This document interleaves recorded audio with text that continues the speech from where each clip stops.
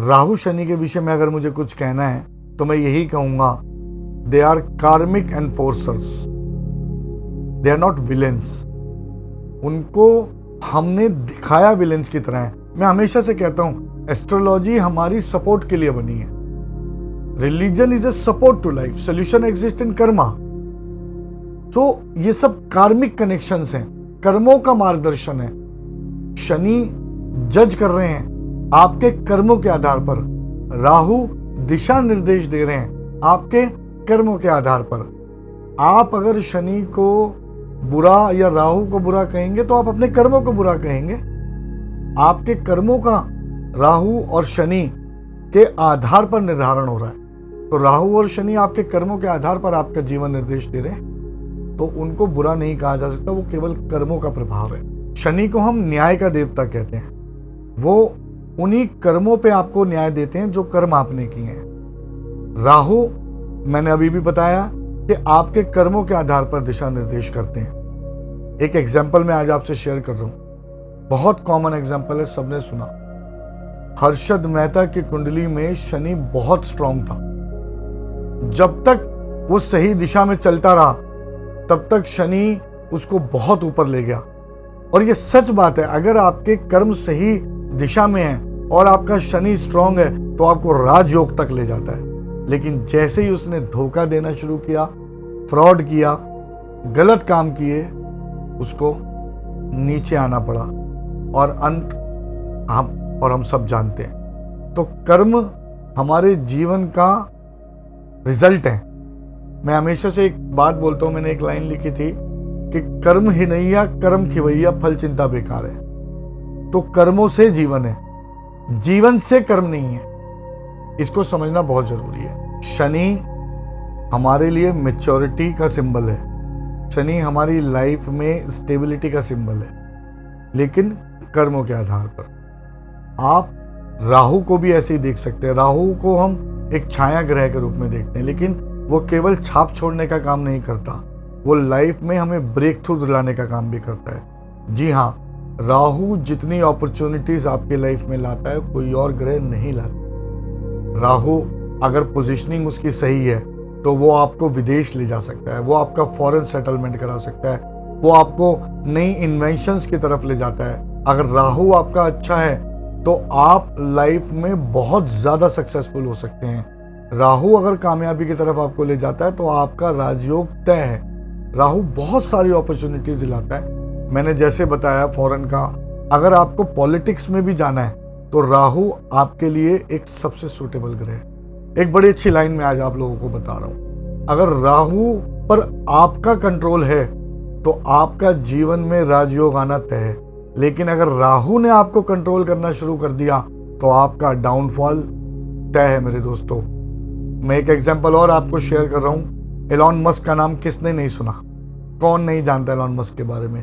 उनकी कुंडली में राहु 10th हाउस में है, बट डिसिप्लिन एंड फोकस के साथ जब आप आगे बढ़ते हो, अगर राहु आपके कुंडली में 10वें घर में है, लगन से 10वें भाव में, जिसे हम कर्म हाउस कहते हैं, जिसे करियर का हाउस बोला जाता है, अगर राहु उसमें है तो बहुत सारी अपॉर्चुनिटीज लेता है। 10वें घर का राहु बहुत अच्छा होता है, डिपेंड करता है अदर कॉम्बिनेशंस एंड बाकी ग्रहों के साथ उसकी युति के ऊपर, लेकिन वो अपॉर्चुनिटीज जरूर लेकर आएगा।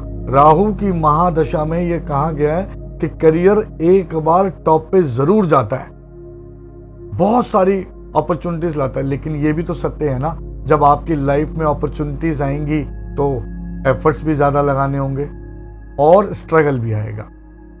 वो आपको एंजाइटी जरूर देता है लेकिन ब्रेक थ्रूज भी जरूर देता है। तो राहु एक पावर प्लेनेट है जो आपकी जिंदगी में बहुत बड़े बदलाव ला सकता है। जब भी शनि और राहु कुंडली में प्रोमिनेंट हों तो मैं कहूंगा ये श्राप नहीं, अपॉर्चुनिटी है। ये आपकी लाइफ को बहुत आगे ले जा सकते हैं। ये आपको लाइफ में वो दे सकते हैं जो कोई नहीं दे सकता। ऊंचाइयां आप छू सकते हो, कामयाब आप हो सकते हो, बट अगेन मैं फिर वही बात कहूंगा कि डिसिप्लिन एंड फोकस ये आपके लिए बहुत इंपॉर्टेंट। कभी भी अगर हमें कोई रेमेडीज करनी हो, अक्सर एक मिथ है, हम ये सोचते हैं हम कोई रेमेडी कर रहे हैं तो हम ग्रहों को खुश करने के लिए कर रहे हैं। बिल्कुल भी नहीं। हम कोई रेमेडी करते हैं to align their energy into the right direction. अगर आप अपने ग्रहों की एनर्जी को राइट डायरेक्शन दे दोगे तो आपका कामयाबी तय है। सिंपल सी बात है, हम अपनी लाइफ में देखें, आपको बहुत गुस्सा आ रहा है, सचिन तेंदुलकर को जब गुस्सा आता था तो वो बोलता नहीं था, उसके एक्शंस बोलते थे, और उस एक्शंस का रिजल्ट सारी दुनिया ने देखा है। तो मैं हमेशा से यही कहूंगा, जब हमारी एनर्जी सही डायरेक्शन में होती है तो रिजल्ट्स भी अच्छे ही आते हैं। एस्ट्रोलॉजिकली बहुत सारे ऐसे कॉम्बिनेशंस और युतियां हैं, जब इन ग्रहों की प्लेसमेंट अगर हमें सही डायरेक्शन में मिल जाए तो उसके बहुत बेनिफिट होते हैं। जैसे मैंने अभी आपको बताया कि राहु अगर 10वें भाव में हो तो बहुत फायदा करता है।